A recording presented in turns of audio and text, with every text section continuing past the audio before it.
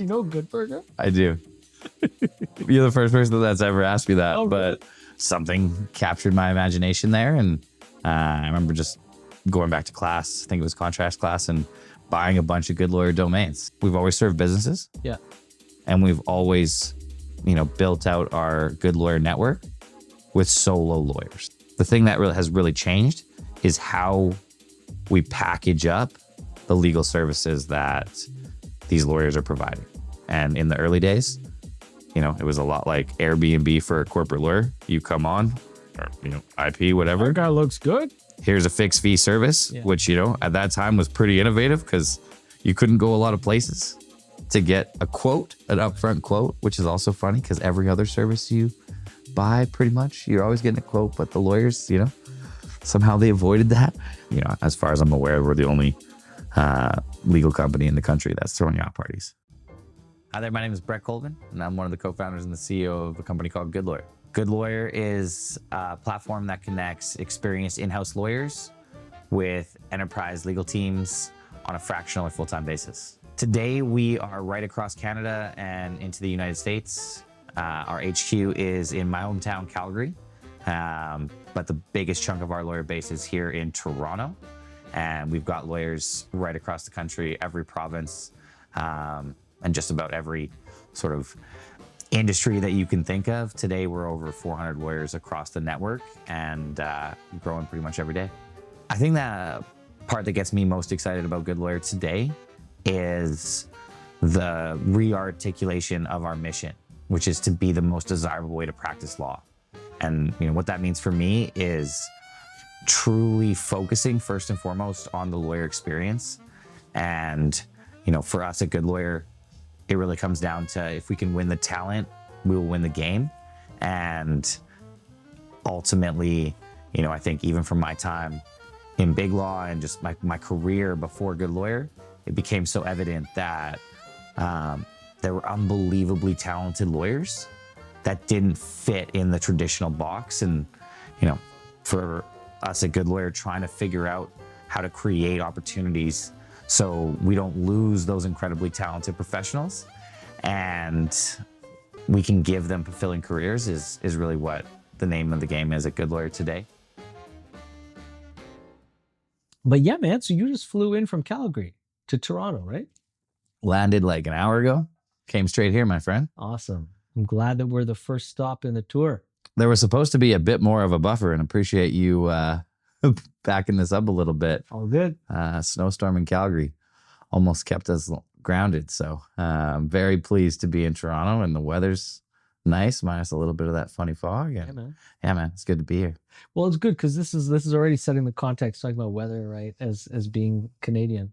And I thought we could talk right off the top, this idea of kind of like, I really like for this series to showcase Canadian founders and talk about Canadian obstacles that we're trying to challenge, right?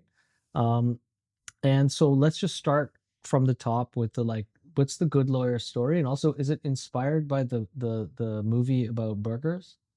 You know Good Burger? I do. You're the first person that's ever asked me that, really? But I think maybe subconsciously a little bit. Okay. Yeah. I mean, the story. Trying to think about like which version to give you. Whatever the truth is, man. Says the lawyer. I'm trying to think of which version. Yeah, there's like varying sort of lengths of versions, but Goodlawyer, the name came to me in first year law school, which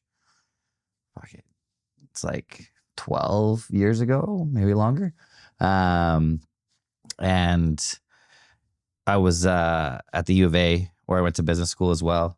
And I just went and popped into my old coffee guy when I got to law school. He remembered me. We were having this jovial conversation. And then he asked why I was back. And I said, I'm in law school now. And that's when this old Lebanese guy ran a coffee shop named Mo. And he got all serious, from jovial to serious, and just said, be a good lawyer. Be a good lawyer. He said it twice. And something captured my imagination there. And I remember just going back to class, I think it was contracts class, and buying a bunch of Goodlawyer domains. Didn't know what they would be for yet. Yeah. But knew that there was something special about that phrase, about that name, and sat on that for the next 6-7 years before I left the big firm. As many law students do, went through the big firm rigmarole, landed, so got out of school, articled, yeah, gone on the career track. I'm gonna be partner, and then be like, what the hell? I don't want to do that. Yeah, it's funny. I mean, I think I was probably one of the few folks that even on day one, I never really pictured myself being a partner at one of the big shops. I figured it was a good place to cut my teeth. And I mean, when you're in law school, it's the route that everybody's chasing, and I'm competitive, and you just kind of fall into it a little bit. And next thing you know, I'm at a national firm. And I mean, buying that domain in the law school days, I think was a precursor, and also not that surprising for me. I've always been a little entrepreneur since I was like 4 or 5 years old, selling golf balls, and always had that like entrepreneurial itch. So I always figured I would open up my own firm or something like that one day. Didn't anticipate building a startup back in law school. But yeah, it was, about 4.5 years into my big law career where, I just finally had enough of sort of running into the wall. I was known at the firm as Mr. Ideas Guy, which was not a compliment. And yeah, it was. So like, stick to the knitting. Don't try and innovate. Oh yeah, I was a very loud student and then associate, and I thought I was sharing all sorts of good ideas, but they were certainly not appreciated. And what firm was that you were at? I was at BLG. Okay. Yeah. Okay. I know some people there. I know one person left there. A few people have left there. Yeah. Yeah, I know a bunch of people that have left there. A few of them are on the platform now. But honestly, like, I had a pretty good experience at BLG, generally speaking. But it's a big firm, right? Like, how many employees do you think they have? When I was there, they were up to like 750 lawyers, and it's probably like 1 and change support to lawyers. So, call it around 2,000 across the country. But, there's no like sort of animosity I have towards BLG. Like, to me, the frictions and the frustrations I found at BLG, I am almost certain I would have found at any of the big shops that I could have landed at. But it was this like very specific moment in my 4th year when, my boss at the time came in and slammed the door and was just like, Brett, keep coming up with your ideas. Just keep them to yourself. And I was like, yeah, you don't want to even hear them anymore. And that was kind of like the final straw for me. So I spent the next 6 months finding my co-founders, raising a little bit of dough. And it was 7 years ago, February, that I left BLG and we started Goodlawyer.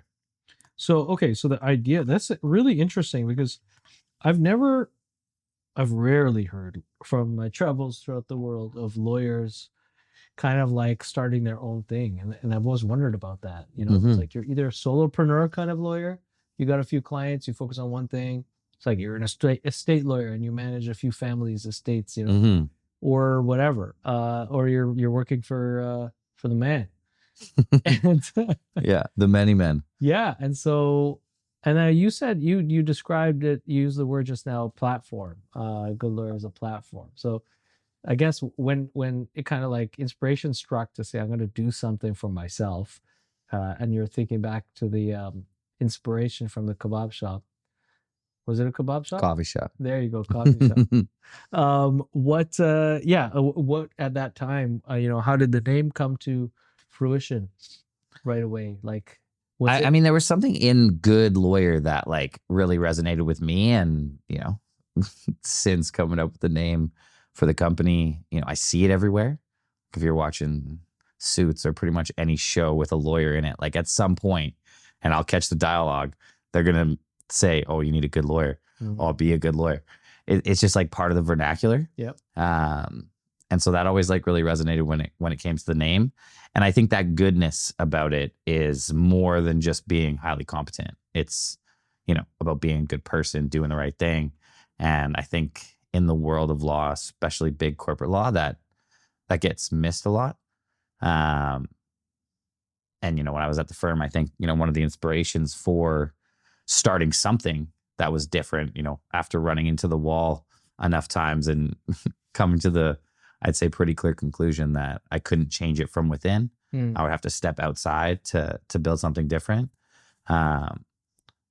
Was just sort of the discontentment, to put it nicely, of my peers and lawyers sort of at every stage of their career inside that context.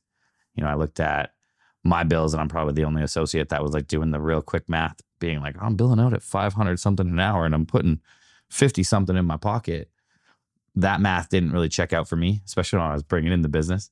But then I looked around, and if you just had these lawyers that were having a great time making a killing, I would at least understand that like one side of this equation was winning, but that wasn't the case.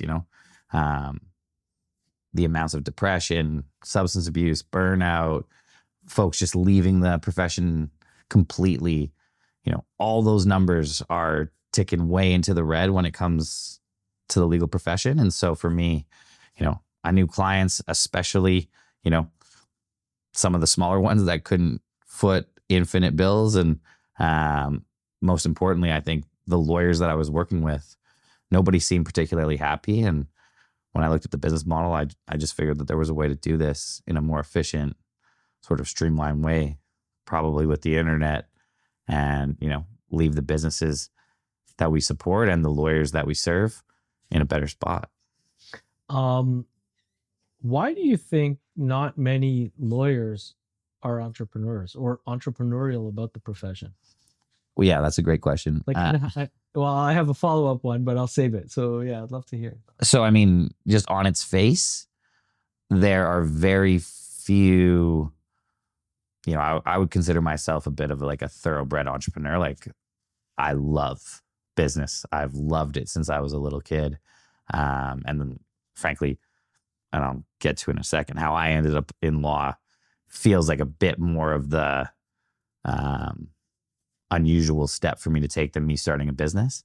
To answer your question, how many, true entrepreneurs could spend 7 years in university, then article, and then go through, all the steps, whether you're at a big firm or somewhere else, to be a practicing lawyer? Like, that's a lot of education. And, even for me, when I was running a painting franchise back in undergrad, like, I was hooked. I was obsessed with painting for, 6-8 months. So I think that's why you don't see a lot of entrepreneurs in law, because folks that like are truly entrepreneurial aren't going to spend that many years reading books.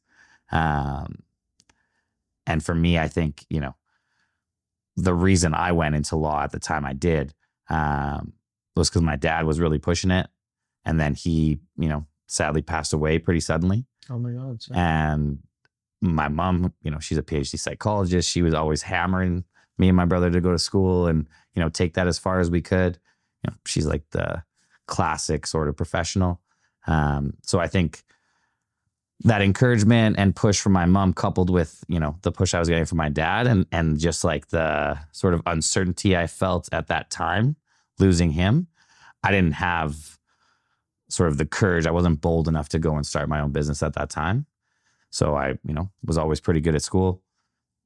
I'd already written the LSAT on a whim. So this was you getting into, this is the context of you starting university. This is the context of me starting law. Okay. So he passed away my last year of undergrad. Okay. Yeah. And, that was kind of a moment where I was like, should I start a business?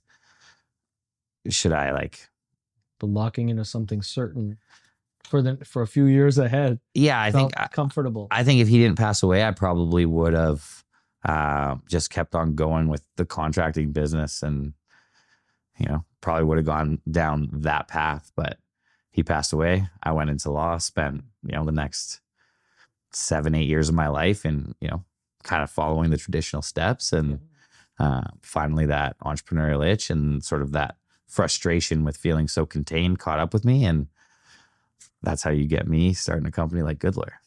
Okay, so when it happened, and all those years after kind of articling and working in the industry, and you wanted change, You wanted to manifest that change for yourself, change the model, you said, the business model. Mm-hmm. What were the immediate kind of major things that seemed like mistakes in the traditional model? And how did you just see opportunity right away without like refining how you wanted to operate? Mm-hmm. Just say that what were the major broken things? Let's start there. Totally. The traditional model. And I think we'll probably touch on it as we go today, but like exactly what Goodlawyer does has evolved a lot from those early days. Okay. But like the core problem that I saw that we've been working on for the last, 6-7 years was, to use a Bezos line, like your margin is my opportunity. I looked at what I was billing out at. I looked at what it was going in my pocket, and I'm like, there's 90% margin here going somewhere. Yeah. That isn't me. Yeah. As the practicing lawyer. So that was one. Two, there was next to zero innovation in how the firm made money. We docket point ones, our little docketing software.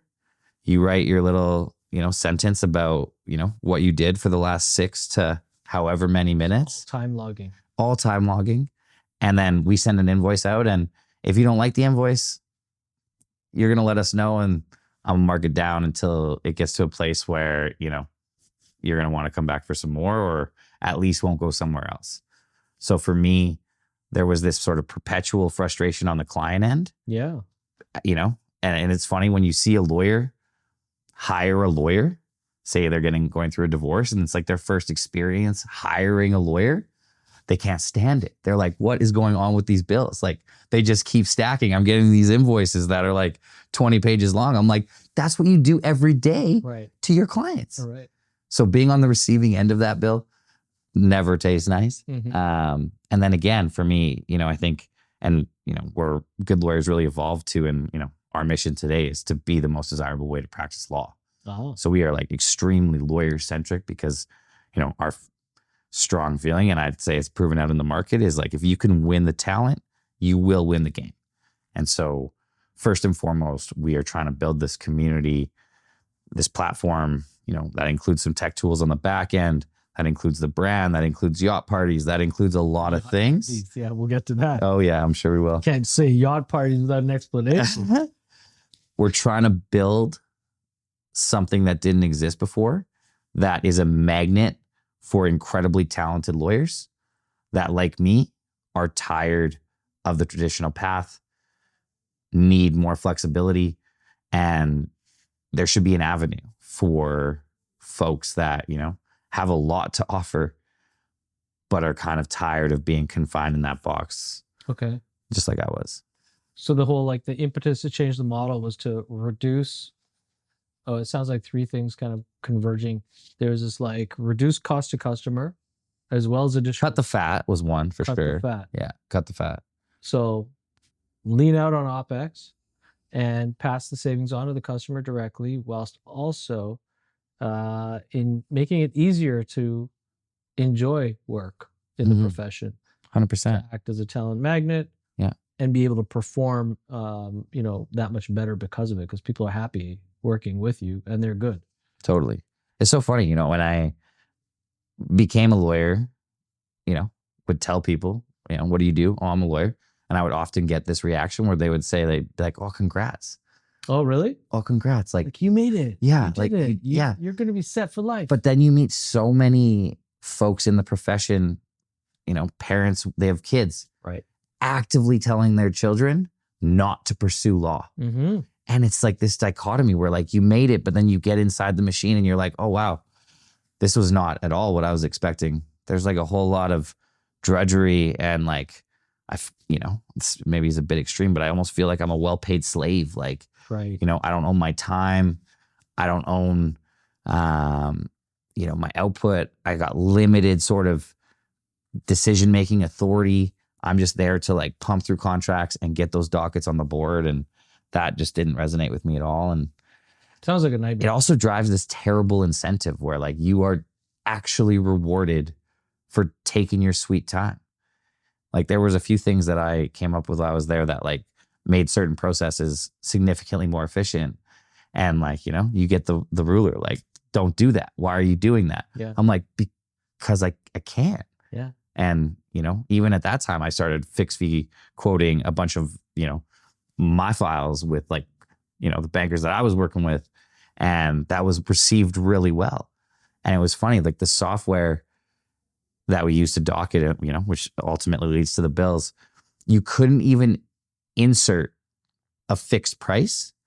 So you had to jimmy rig it. So if I'm going to do this big debt financing deal for you, it's 10 grand. I would have to divide it by my hourly rate and then input the hours. And I remember there was a partner that I learned this from when I was there, who shall remain nameless. He was actually a beauty. He was so good at this, and he was so popular because the bankers loved this fixed fee, and he turned shit around so fast. Yeah. He would have day after day after day where he's billing 24 hours a day. And some of the other partners would be like, how the hell is he doing that? Yeah. I saw him going golfing. How can he be billing 24 hours a day? And like, these are brilliant lawyers, but then they just like go totally dark on the business model. They're like, I don't understand. I'm like, how do you not understand? Like, oh yeah. Yeah. So it was a very interesting environment, but definitely in a corporate context, it also kind of like, I think it colors the relationship that, professionals can have with their clients when there isn't simpatico on understanding the client reality, right? Like if you don't understand business, but you're a corporate lawyer, there's going to be some issues where, okay, you could play a risk mitigator, but at the same time, when clients come to you for advice, they have to be very critical of your advice. Totally. Or otherwise they'll come back and be angry.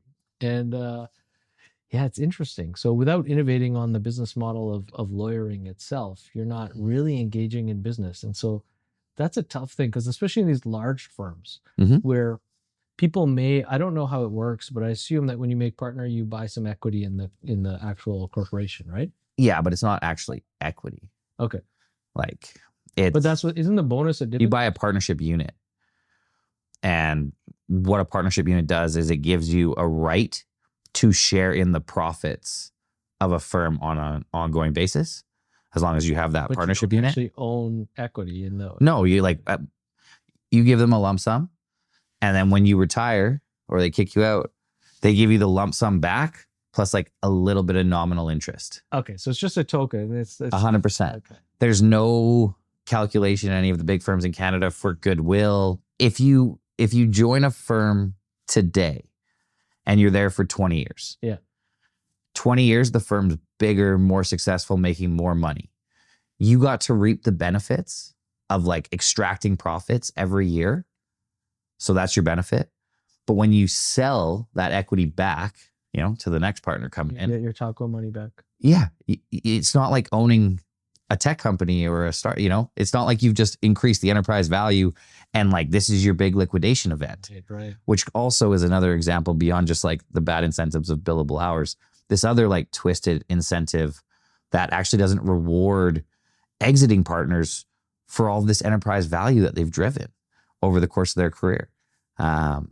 So yeah, if I had to like just like dumb it down, like no good lawyer would ever recommend a law firm structure to their client. That would make no sense. That would be very bad for business. So, okay. So let's talk about how you're different now today and how Goodlawyer operates. Let's start with some like bio data on the business. So today now, how many years later? We launched it in 2020, but I left BLG in 2019. So call it 7. Okay. 7 years later. 7 years later. That's wild. Through a pandemic. We launched it about a month before the pandemic. That was our first launch. Yeah. Was that good for you in the beginning? It was at that time, because at that time we were servicing small businesses. I'll never forget our first marketing campaign, #WashYourHands, got you a free advice session. And that was greatly needed at a time when all of these business owners didn't know what the hell was going on. Right. And that was like our first little bit of publicity that got the kind of flywheel spinning. But today we are fully focused, and, I've come to deeply I'm, learning all the time still, this whole other world of law, which is the in-house world, which as far as like the legal profession goes, way more up my alley. Okay. Because it is so much closer to the metal of real businesses. So you're providing fractional kind of legal services almost, or embedded? Yeah, fractional all the way up to full time. But yeah, we embed lawyers, typically anywhere between kind of like 5 and 20 years. Sweet spots typically kind of 10, 12 years, but it ranges a lot depending on what the client's needs are. But we embed these lawyers on a fractional up to full-time basis. And the thing I've really loved about working and, getting kind of sucked into this in-house world is, on the spectrum of lawyers, these lawyers truly understand business. They have to, out of necessity. You can't be the general counsel of any, real business, right, without understanding that business. That's like the first thing you got to learn. Understanding the law is sort of table stakes, but it's so much more interesting solving problems for lawyers that are, part and parcel with the business. And that was something that, I experienced a little taste of in my practicing years, because I did spend 1 year on secondment in-house, and I was just like, oh, law's not the be-all, end-all Who here. did you work with? That was with a financial institution called Coast Capital, which is the biggest credit union in the country. And I went there. Biggest, right? Yeah, you got it, out of Vancouver. And my mission was to go there, win a bunch of work back, but to help them turn into a bank. So that was this big regulatory project that I was, fortunate enough to be very, very close to for a year and change. But wow, it really gave me my first flavor of like, oh, the law isn't the only thing to consider. What's the cost of not getting the deal done? Mm-hmm. And so that was, probably about a quarter of like my practicing history before starting Goodlawyer. But certainly today, by far the most impactful, because I did get to see firsthand how different being an in-house lawyer was to being, in private practice in a big firm where law is everything. This is interesting. So in the last few years, how did you get to this point with the company's positioning? This is all you guys do, or this is one of the services that you're excited about that you do? No, this is all we do. What you guys do. Yeah. So when you started, it was boutique legal firm doing kind of like everything corporate? So the things that have stayed the same, we've always served businesses. Yeah. And we've always, built out our Goodlawyer network with solo lawyers. Okay. So those two things have stayed the same. Independence, you got it. Under the Goodlawyer umbrella, but independence. So those two things have stayed the same. The thing that has really changed is how we package up the legal services that these lawyers are providing. And in the early days, it was a lot like Airbnb for a corporate lawyer. You come on, or, IP, whatever. Our guy looks good. Here's a fixed fee service, which, at that time was pretty innovative because you couldn't go a lot of places to get a quote, an upfront quote, which is also funny because every other service you buy, pretty much, you're always getting a quote. But the lawyers, somehow they avoided that. But we give you a quote, and then you could hire the lawyer. You could transact, communicate, everything over the platform. At some point, almost 4 years ago now, our best sort of startup customers, because we were serving a lot of startups in those days. Software startups. Yeah. And, a few of the, I would say, most successful startups that we were working with, their legal needs kept growing. Yeah, as they were scaling. And at some point, I had a few folks in like the same sort of like quarter come to me and they're like, Brett, I love the lawyer or lawyers I'm working with. Love you guys. Getting a fixed fee quote every time is getting a little cumbersome. Right. Because we have so many deals going. Like, how can I just buy more? And so started doing these custom services. Then I started hanging out with the fractional CFO guys. I was like, oh, there's a name for this. It's called Fractional GC. That's when we started selling the Fractional GC product, which we still actively sell today. But then over the next, call it like 3 years and change, we just kept getting pulled up market on both the talent and the client side, to the point now where we're serving, some of the biggest tech companies in the country, Fortune 500s, still working with a bunch of those sort of tech scale-ups that do truly need a fractional GC. But more and more, we're really augmenting in-house legal teams with this fractional or specialized support, which for me, just like when you think about the spectrum of legal services being provided to, an enterprise, they all use a big firm, or many big firms. They all have in-house teams, and we've seen a huge shift of the amount of spend moving from big firm to in-house over the last 20, 30 years. Yep. But there's still this big gap in the middle where you don't want to send it to Osler or BLG or whoever, because it doesn't make any sense. Not just because of the price, but because they're not talking to the mechanics of communication with the client are difficult, right? It's that start stops to kind Totally. You always need a quarterback in the middle. So costs way too much for what you're looking to solve when it comes to this, truly in-house legal work, which I would differentiate from, more traditional, big transactional or big litigation work that the firms specialize in. Mm-hmm. Then there's a tremendous amount of value, obviously, in staffing up and building this robust in-house legal team. But there's still this huge gap in the middle. And that's the gap that Goodlawyer, is on a mission to own. Awesome. Yeah. For both the talent and for the clients that need them. No, it's interesting because it does harken back to this idea of there being so many problems with the way that the old world in law is run. 100%. Like on the billables, this idea of grunt work being, relegated to noobs, and more complicated scenarios going to senior partners that are long in the tooth and don't have much time anyway. Well, yeah, now all that noob work's going to AI, so that's gone. Right. We got to find a new way to train juniors because we can't just give them months of, doc review or lease reviews or things like that to slowly learn how a document works. You know what I mean? Yeah, it's interesting. Yeah. This is exciting, actually. I think it's a really cool approach, and it sounds like it's probably unique in Canada. There are definitely some other folks playing in the space that have been around a lot longer than us. There's nobody in Canada that's building the tech back end. Even the way that we structure our whole business is unique. And then I think our focus on, I kind of said it earlier, that win the talent, win the game, our focus on the lawyer experience, I think is also a huge differentiator. And, as far as I'm aware, we're the only legal company in the country that's throwing yacht parties. Okay, so I want to tease this yacht party for a little bit longer. Let's look at these three things, okay? The differentiate you guys. Yeah. So the first thing is tech. Let's talk about tech, then the business model, and then the kind of lifestyle aspect of belonging to the team. For sure. Okay. So on the tech side, Goodlawyer today, there's over 400 lawyers in the network. There's just under 20 people on my team. And this is across Canada, right?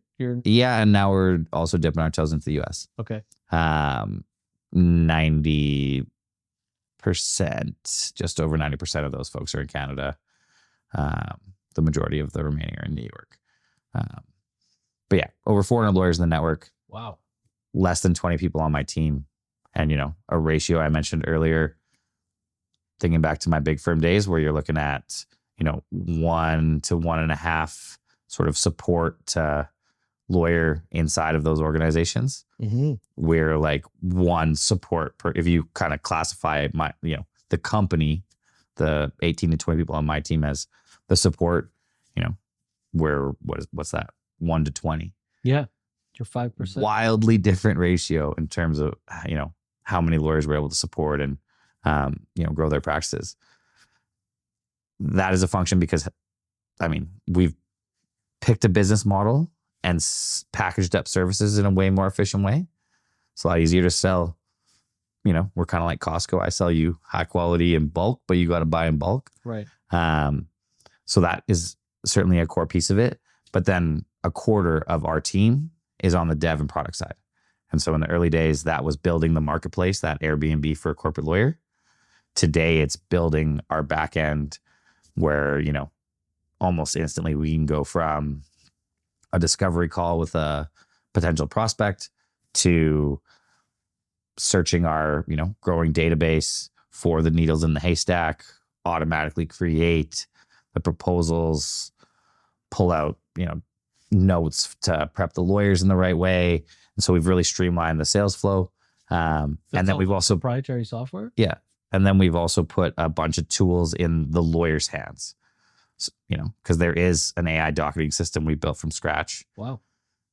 Still docketing, which drives me nuts. We're going to move further and further away from that, especially with more solutions going to outcome based as opposed to input based. But it also provides, not my sales team, our account management team, with recurring feedback loops with the lawyers, because that's the other thing that I think differentiates us from a lot of the competitors is, they'll make the sale, they'll have talented lawyers in their network as well, and they'll sort of lob them in, cross their fingers, hope it goes well. There's no ongoing communication. We're actively engaging with the lawyers and the clients on, if not monthly, quarterly basis. And a lot of the data points that trigger an action from our team are because it's feedback we're getting from the lawyer or the client directly through software. So it sounds like software is kind of baked in the second thing, which is this business model idea. Mm-hmm. So do your clients hire you and you place the talent kind of with them, or are they hiring those people directly as staff in some capacity? I mean, if we've got a customer that is dead set on hiring a full-time lawyer and we're already working with them, we will help them. Then it's like a with placement. That. Yeah, we've definitely done placements for sure. Okay. Although I would say even on that side of things, as opposed to like working with, one of the more traditional recruiting agencies, because we've got this system and this captive base of lawyers, we can do things a little bit more flexibly. So instead of like, here it is, pay me the placement, now you've got an FT, a lot of clients opt for, how about a try before you buy? I'd like to keep them on contract through you guys for the first 6 months. If we're in love with them, then we'd like to bring them on into, full employment mode, sure, get them the stock options, whatever else. But that's also like this brand new area for us. How do the lawyers, now we're on to the third thing, how do the lawyers kind of, on first impact, kind of in working with you? Because I'm sure now you've been through a few cycles, it's been a few years, right? Focus on this mode, you said 3.5 years. As people go on different placements with different companies and so on, or work with different clients, what are some anecdotes you can share of people's maybe transformation stories, even of the good lawyer approach changing their lives and how they think about law? Yeah, I mean, there's a bunch coming to mind, but a couple that I'll pick on. One is this woman named Pearl, who, earlier, that's her name. Okay. Yeah. Pearl Chan. Yeah. We're going to be doing a day in the life of Pearl, actually, with our cameraman who you met earlier, later this week.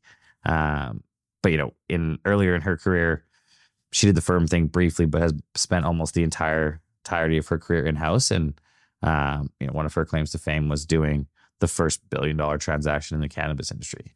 Amazing. And being opposite, like an army of Manhattan lawyers, and just like running show as like the sole GC at the time, obviously with some external support, but just like way above her pay grade at that stage in her career, but just crushed it. And, could have continued in the cannabis industry working with the top sort of businesses that you could think of. And obviously that industry has gone up and down a little bit, but sure. For her, fundamentally, she's also a single mom and has all of these like life duties and responsibilities and like things that she really cares about outside of the practice of law.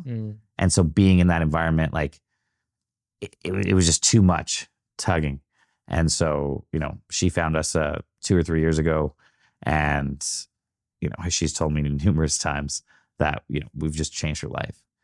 Still getting this unbelievably sophisticated work, but has tremendous flexibility to work from home, take her daughter to school, and just like live a life, practice in a way that fits her life, versus what I would say is significantly more common in law, which is like life adjusts to like the practice that you have, or, the work responsibilities that you have to deal with. So it's unfortunate. I have a friend who's a partner at a major firm, and, we were talking about how we use our phones, because I just downsized from a big phone to a small phone. because I'm trying to go 90s style, and Yeah. it's like, use my computer twice a day and do scrums on my computer and not use the phone at all. And she was like, I have to admit, on the weekend, typically like maybe by 4 p.m. on Sunday, I'm in my email going like this, just trying to reload to get something to come in my inbox to prompt me to do something. I'm like, that's really problematic. Yeah. Like you're addicted to the adrenaline or dopamine, I don't know which one it is, of call and response. 100%. And then you can't be proactive, right? Like, how are you proactively providing solutions? You're not in control. No. And you're so unaccustomed to being in control that that's like a default state to fall into. One other anecdote, but these were two of our finalists for Good Lawyer of the Year. We did our first Future of Law Awards, and a bunch of in-house leaders winning these trophies. But then this was one of my ideas. Hopefully the Masters doesn't get mad at us, but we handed out a green jacket to the Good Lawyer of the Year, which was Pearl Like this year. Like a golf competition? Yeah, but like a very fancy green jacket. Yeah, with a little Good Lawyer insignia. Yeah. Yeah. Finance guy wasn't happy that I spent like $800 on that jacket. But another woman that was like there that night is this woman named Nofa, who, started her career at White & Case, which is one of like the biggest white shoe firms out of London. Like, white shoe? What does that mean? Fancy. Okay. Yeah. White & Case makes the big firms in Canada look less fancy. Like, this is like the preeminent. Sure. And then, had an incredible career. In-house was the chief privacy officer of Meltwater, which is like gigantic and global, just an absolute boss. Yeah. And, folks have attempted to poach her countless times because she's been with us for like 4 or 5 years. Like, she's gone through every wave of our sort of evolution, and she's always had her own practice on the side. And, we've kind of fit in, but we've grown the relationship with her. She still has like some old clients that she used to work with that like just she keeps on. Sure. But we've built a fractional practice for her. And again, another good example, both these women are, if they're listening to this, like, I hope I don't get this wrong, but like early 40s. Nofa also has a couple young kids, and there's no amount of money. I mean, maybe there is an amount of money, but it would have to be in the many, be MBA money to get her to go back into a full-time role. And she has the luxury, because she's so damn good, of like only taking on mandates that she's totally passionate about. Awesome. We just got her onto one, I think it's the 7th lawyer now with a little company called Cohere. Right. I know Cohere. Yeah. Yeah. Yeah. We're going to be going to their office tomorrow, actually, to do. Aren't they in Ottawa? Or they have an office? They have some offices in Ottawa, but I think the majority of their team are now in Toronto. Okay. I'm sure they got a few offices. I think they just hit 240 ARR, which is absolutely insane. 240 ARR. $240 million in run rate. Okay. In annual revenues. Yeah. Cohere, they got to be one of, if not the fastest. Oh, wait. Sorry. I've mixed them up with a different one. Forget the other one. But Cohere. Cohere's making sure that Canada's AI stays sovereign. You know what I mean? Yeah. The dude. What's his name? He used to have long hair. Now it's short. And he has glasses. I forgot his name. Adam? No. Aiden Gomez, right? You got it. That's it. Yeah. Good guy. Yeah. The youngest buck on the Google paper. Yeah. But it's incredible what, they started. I think they're younger than Good Lawyer is, which is like slightly upsetting, but right. It's just been incredible to see what that business has done, and supporting their in-house legal team. They've got, I don't know, somewhere between 6 and 10 full-time in-house lawyers, and then augment that with 7 fractional Good Lawyers. Makes sense. Bringing in specialists where they fit. Needs must change constantly. Yeah, and being able to like flex it up and down in a way that's like faster and less of a lift than bringing on somebody full-time, and, a lot more cost effective than. Well, I don't even know how. I mean, there's some lessons I'm sure that you could kind of share, but like how companies at whatever scale of growth are able to create, talent acquisition and management protocols for lawyers when you're only dealing with 10 headcount or less, like that's a nightmare for an HR manager because they're like, it's too specialized for me to deal with. Mm-hmm. You know, It is, and we now that we're working with like some very large enterprise, we're bumping into HR more and more, right? which is like a new phenomenon at Goodlawyer. Okay. And it is really interesting where, you know, sometimes you'll have a GC that is so bought in, but because of the internal processes, they've got to plug HR in, or maybe they've got a job posting out. That's how we got in touch with them in the first place. And it is really challenging for, you know, even some of the best HR folks to like really understand some of the nuance when it comes to hiring these legal specialists. Of course. So that is, you know, a whole new department that we're befriending. We did our first webinar with Ontario's like massive org. I'm trying to remember. CHRO organization? Yeah, like HRPA? Yeah, you got it. Yeah. Okay. That was a fantastic webinar, and they reached out to us because they're always looking for speakers, and that was something that, you know, we were happy to provide. But nice. We did that because we recognized that like getting on side of HR is becoming increasingly important. Oh yeah. And, you know, ultimately, whether we're talking to someone in HR or, you know, significantly more frequently the GC of these organizations or an AGC, I just want to be another tool in your belt. If it's the firm is the right place to send the work, send it to the firm. If bringing on another FTE is the right move, great. I just want to educate you on the middle. And if fractional or temporary, or, you know, you just can't find that skill set, you know, I can't name this customer of ours, but, you know, they're one of the American with a very large Canadian presence. They didn't want to use us at all at first. You know, we were getting a little too big for our britches. This is about a year ago. But they couldn't find this AI specialty, like the most niche, brand new sort of skill set. Yeah. And it just so happened that one of the good lawyers in our network had that exact same job at the biggest bank in the country. Okay. And so, you know, when we made that match, like it was a very, very hard sale. But when we did it and that lawyer got in there, she made such an impact. They've been back twice since. Amazing. Because, you know, we're playing in a world where, like, you know, it's a lot different than selling like a SaaS like a sales or marketing SaaS tool.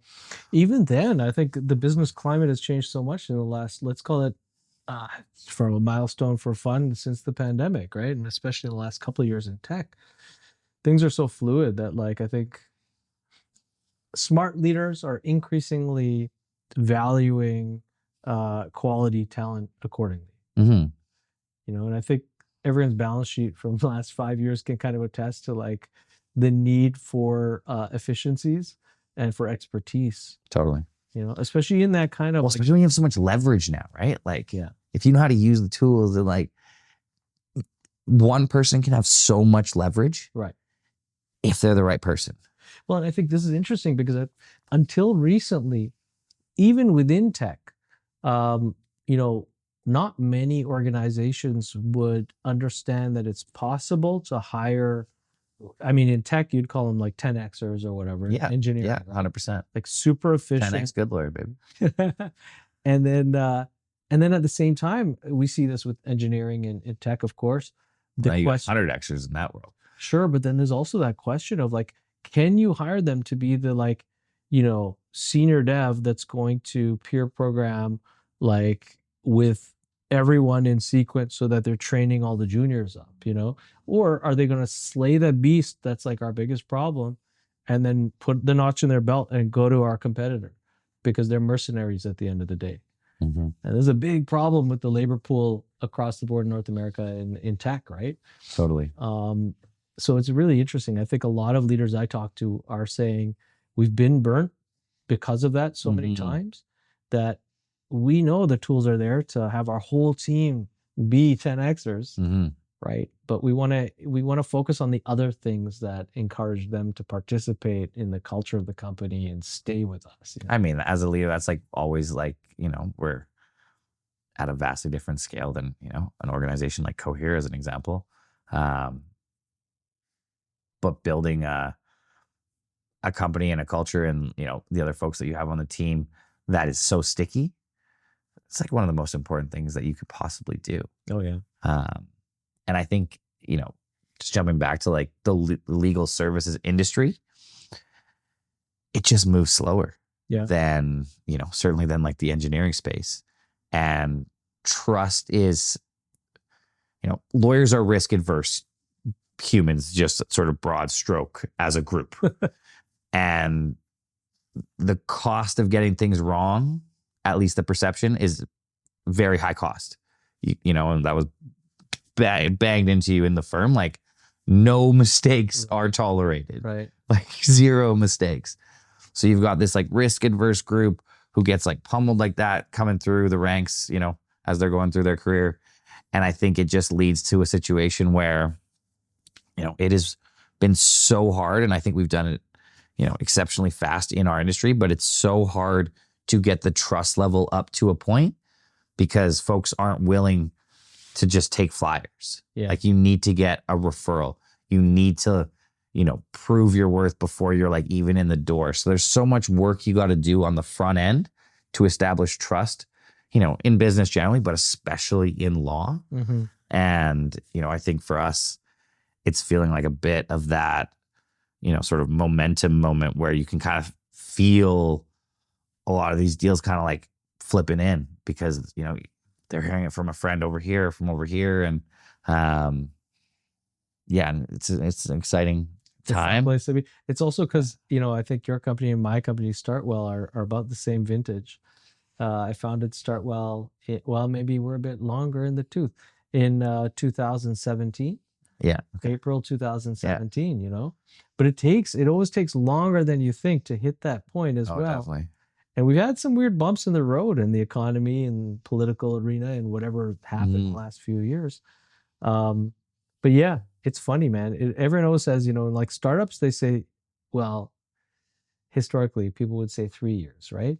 You hit your stride in 3 years, and that could be product market fit for venture-backed companies that don't know whether they can charge for what we hit a stride in 3 years. Yeah. But that, it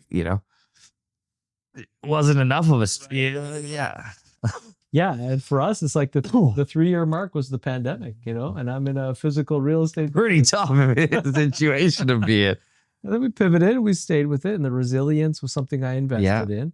And and then I really believe that it's kind of like a big milestone to hit 7 years in any business. At that point, you also have that kind of confidence as an operator to know every angle of your business, have said it and preached it and believed it with customers and lived it long enough that you feel like there's that magic you can wield a little bit too, right?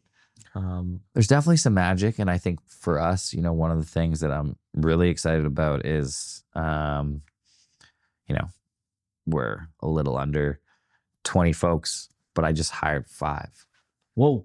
Which for, increasing the team size by like over 20% is a lot of people.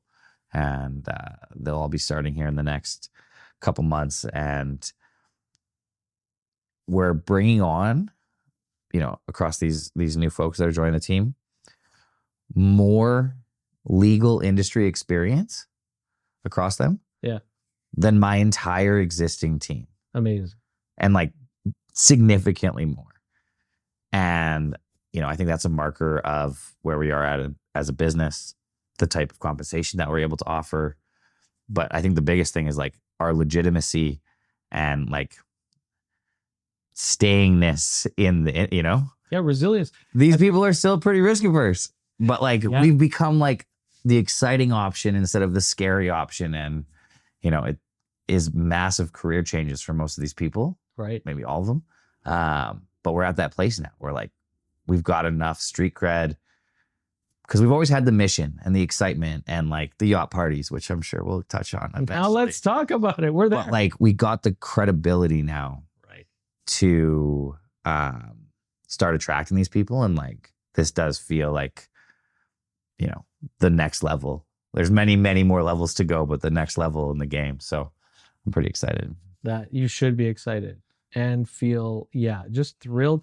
It's kind of interesting, especially with these, like, with the pandemic, with whatever, to be able to hit a stride in business in a new co at this point, where it's not about putting out fires, and you can actually focus on doing the thing that you're really stoked to do. Totally. There's definitely still fires, but Sure. I could walk away for, if I got hit by a car and had like 6-month recovery, like I like to think the business would miss me. It would absolutely function. Like I'm not integral to anything today. That's why you're sitting with me here today. Totally. Just get to talk about it. Free time. And that's a function of just like, bringing people on. Yeah. And, we've been very fortunate that, we brought people on that, came on in our good lawyer communist wages days, as I referred to them, which scared most people off. But we had a few troopers that joined in those really, really early days. And we've just progressively been able to add more folks, like, bringing Josh out of BLG 4 years ago, getting Chad, who was the GC at Audience View, and, to turn off his consulting practice to come join us. And then, most recently, I won't name the brand new people that are coming on the next couple months, but Marissa Muchnick, who most recently was GC of Ferrero, a client, left her GC job to come and, be director at growth at Goodlawyer to help spread the word. Cause she's like, this is great.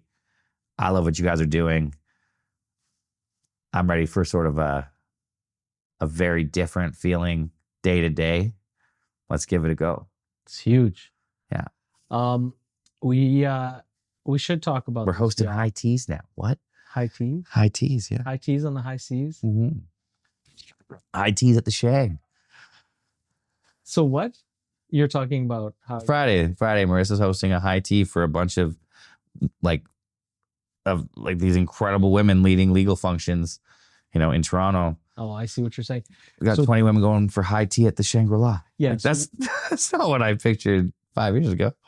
But it is exciting, right? To be able to kind of like have that brand that you say, is out there, that has trust enough that you can actually use it to be able to like do these things, like engage with people in fun ways, and not just be hard selling, right? In the early days, I was just bang. It's like, this is what we do. You need this. Trust me, you need 100%. This. How do we make it happen? We'll discount it. We'll make it affordable. It's actually so funny because today, the one place where I am still, and I will say this like with total confidence, the best at selling is recruiting people onto our team. I still got that card. Like, but when it comes to, embedding in-house lawyers into highly complex in-house legal functions, I am not the best at that. Right. Josh, Chad, a couple of these new folks bringing on, like, they're not hard sellers.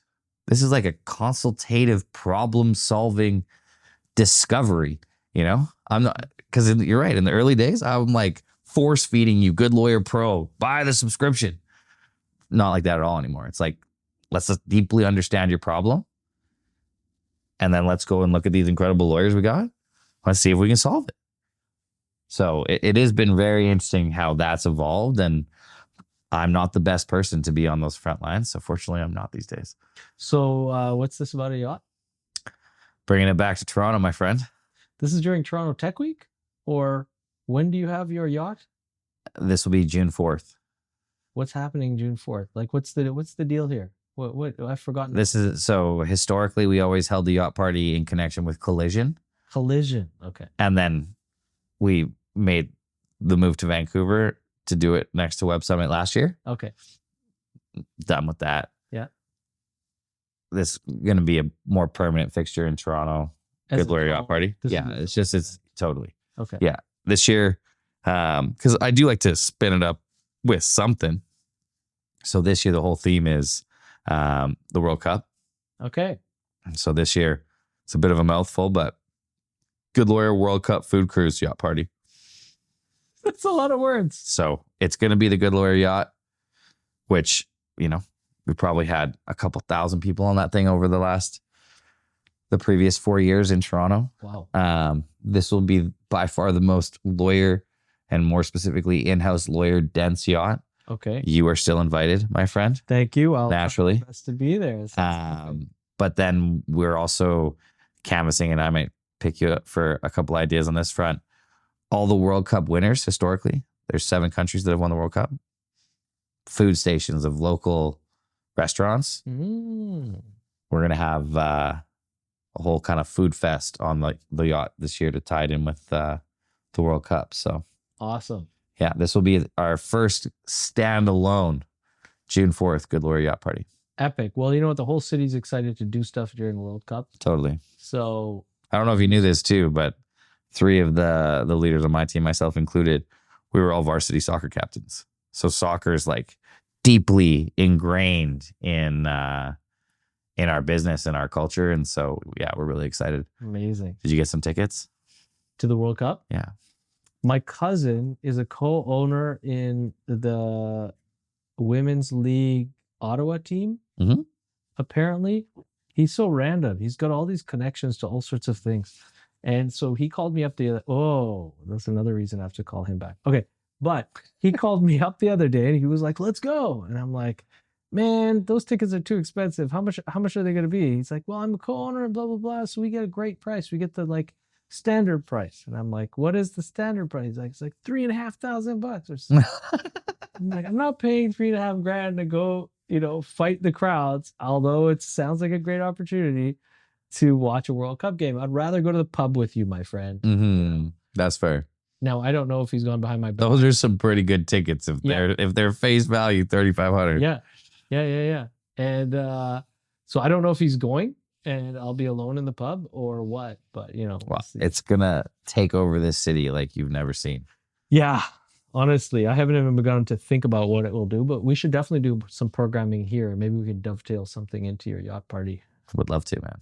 Nice. 100%. Nice.